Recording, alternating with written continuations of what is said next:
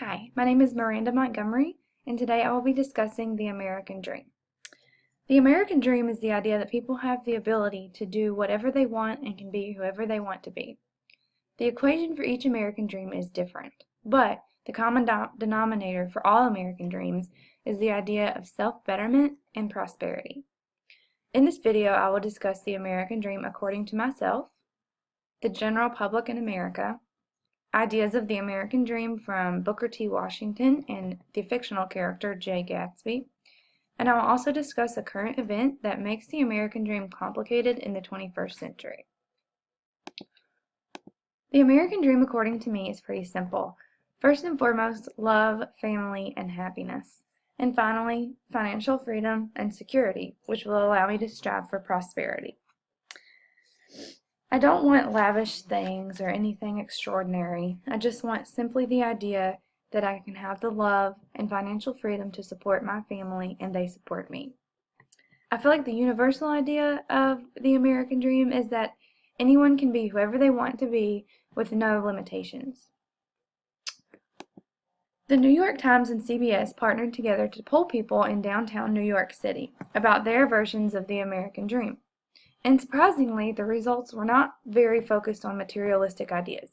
More so, they talked about specific career aspirations, gratefulness to be able to have the opportunity to achieve their dreams, and a lot of them spoke about upward mobility and making their lives better for their children. Harris, 2009. The idea of the American Dream has evolved over time, and despite the circumstances, the core of the American Dream is to better your life. I will now discuss ideas of the American Dream according to Booker T. Washington. Booker T. Washington was born a slave, and I believe he had a burning passion for educating others and educating himself. That, to Washington, was the American Dream. Those who are the happiest are those who do the most for others. Booker T. Washington had ideas of empathy, understanding, and education, and those were all the foundation for his American Dream. He wanted people to appreciate labor and the fruits that it could produce. He wanted people to become self-reliant, and he wanted them to appreciate knowledge and the ability to learn. If Washington were here to interview today, and I were to ask him if he felt like he achieved the American Dream, I have a strong feeling that his answer would be yes. Washington started at the absolute bottom, a slave, a piece of property, and he was equivalent in the eyes of the government at one time to a sack of potatoes. However, he fought for the American Dream and persevered through his tribulations, only to become one of the most praised educators in American history and founder of Tuskegee Institute.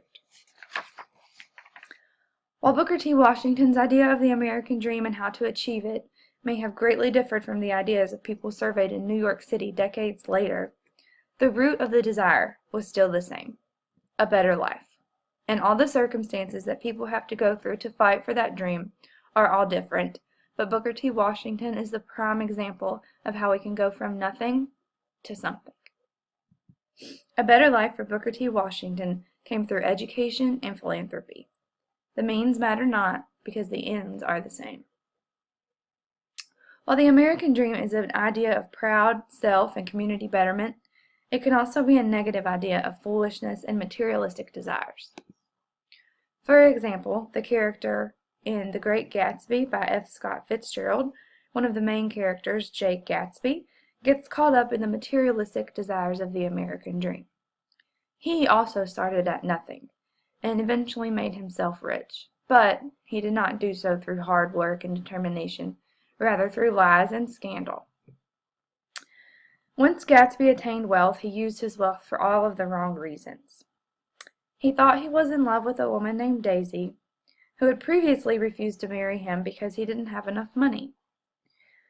Once he did become wealthy, he felt like his money would steal her away from her husband.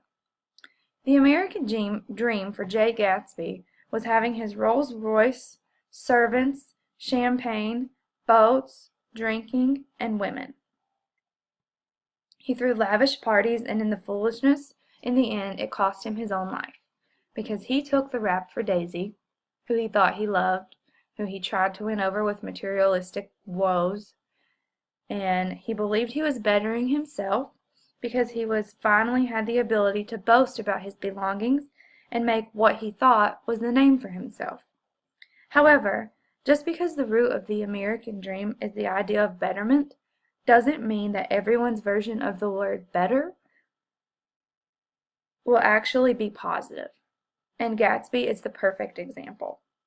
He thought himself to be a better version of himself because he didn't used to have money, so his self-value was simply monetary. Now, I will discuss why the American dream is complicated in the 21st century.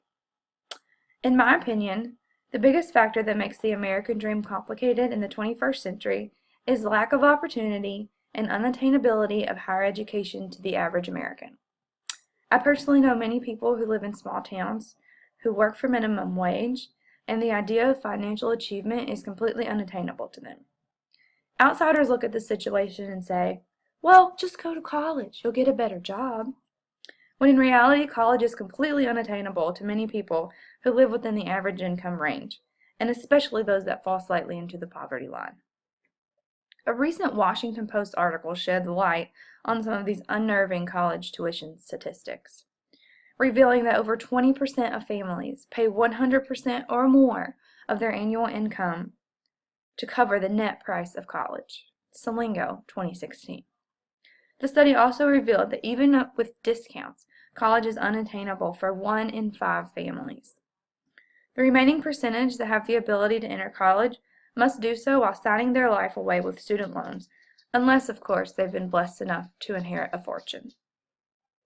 In 2016, the average cost of tuition per year for private colleges was $32,405, around $9,410 for state residents at public colleges, and with out-of-state residents paying a staggering $23,893 for public college. Those dollar amounts are staggering, even in a state public education, for someone who merely makes minimum wage. Let's just say $10, more than minimum wage. After taxes, someone who makes $10 an hour will bring home about $320 a week, and the payment for the average public state college would be about $200 per week, leaving that person with $120 per week to live on for finances, bills, money, food, family support, gas, etc.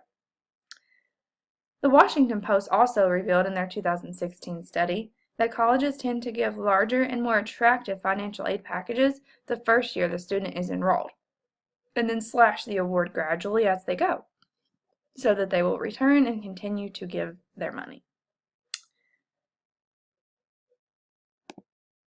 In my opinion, the American dream is still complicated because of lack of educational opportunity.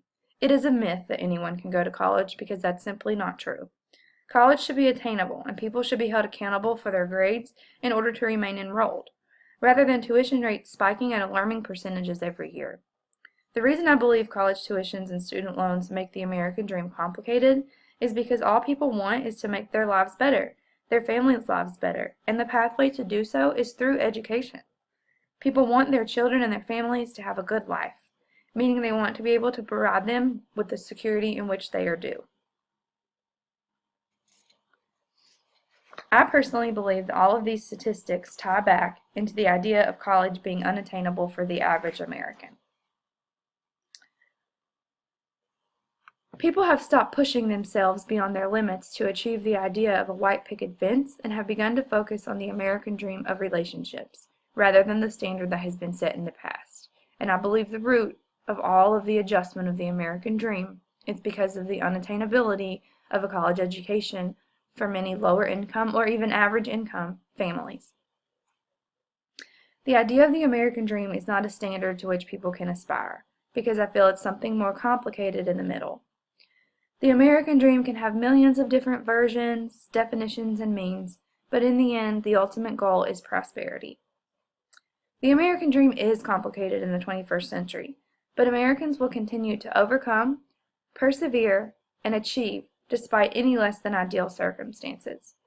The definition of each individual's American dream can change and modify itself over time, according to the changes that life throws at them. All we can do is hope, strive, and believe in whatever our version of the American dream may be, and continue to seek prosperity through the power of perseverance. Thank you.